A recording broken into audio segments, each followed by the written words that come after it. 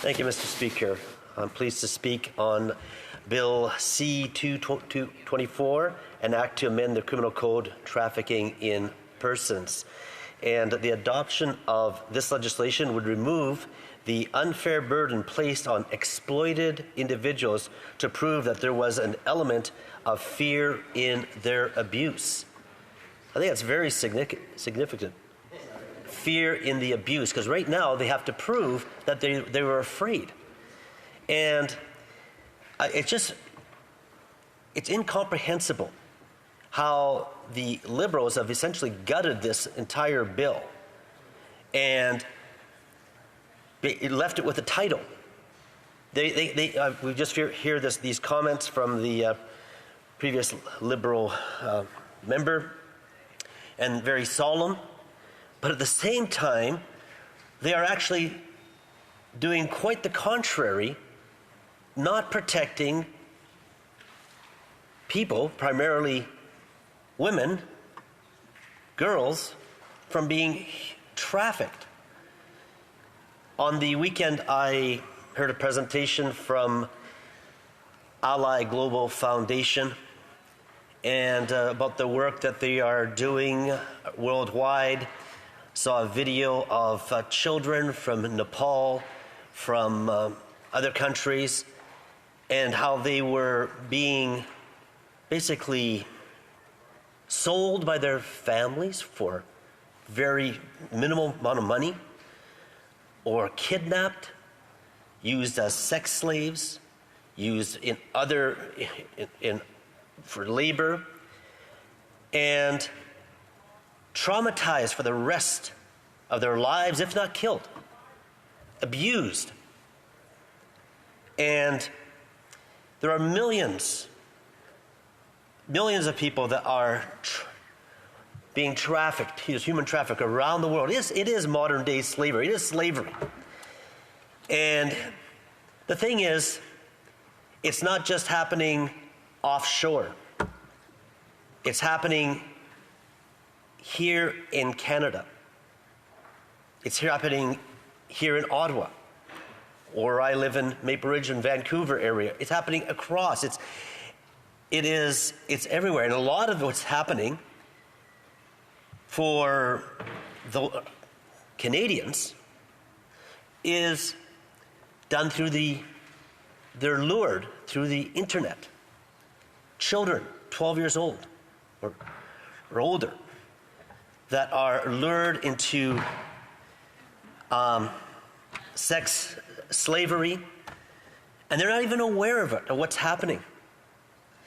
And then they get caught into this life, and then they get addicted to drugs. And, we're seeing a massive increase in the opioid crises. 42,000 have died in the past number of years. In British Columbia, we had just last year alone a record 2,500 that died. Many of these that are on drugs are those that have been addicted even through human trafficking. That is a big concern. Conservatives want to bring in significant penalties. We had a mandatory minimum beforehand. This was removed by the Liberal government. And right now, legislation, they can get away, a trafficker can get away with a small fine, $5,000. No time in jail for ruining lives. And we need to take this very seriously, because it is spreading its tentacles. And those tentacles need to be cut off. And I have a great concern. I'm Métis. Among the Indigenous population, which comprises approximately 4% of Canada's population, and an astounding 50% of those that are human trafficked in Canada are Indigenous. That's devastating. Indigenous women, girls, and it's destroying our peoples, my people, our people as Canadians. And we need to, how can we bring reconciliation? How can we see redemption? How can we see a growth, a healing? I think that this is something important. And I think that we as a government have an obligation to protect the most vulnerable. The most vulnerable. They're not that are maybe there's problems. I mean, I can think of many teenagers. I mean, I was a teacher for many years, and we were all teenagers at one time.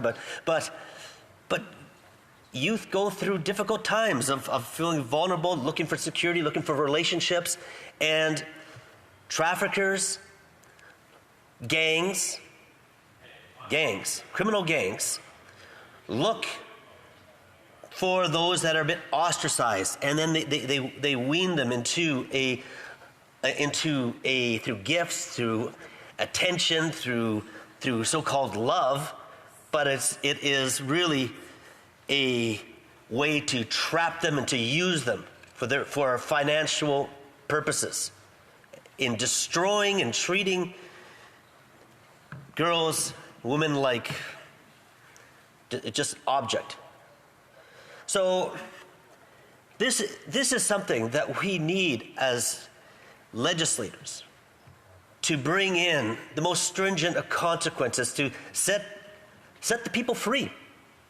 To set the people free. In our country, this is unacceptable. And also, I'm aware of people that come from other countries, new immigrants, and then they get caught up in jobs, and they don't know how, it could be some type of employment, it could be in massage, it could be a variety of things, and then being trapped in this lifestyle and not knowing where to turn. So I know this is going to go to committee afterwards, and I really am hopeful. I shouldn't say I'm hopeful, because I haven't seen a lot of evidence on the Liberal side of taking crime very seriously. I mean, we've seen a massive increase in assaults, in gangs, in car thefts, and everything. They've reduced the consequences for all sorts of criminal activity, so that you'll have the same people repeating time after time crime. In Vancouver alone, I believe it was last year, the year before, the same 40 offenders created or did 6,000 crimes that we're aware of. And it was just a turnstile. It was just a turnstile. And so we can't have this destructive practice, cancer, in our society. We can't just let the cancer in there. It's got to come out. So we need strong legislation.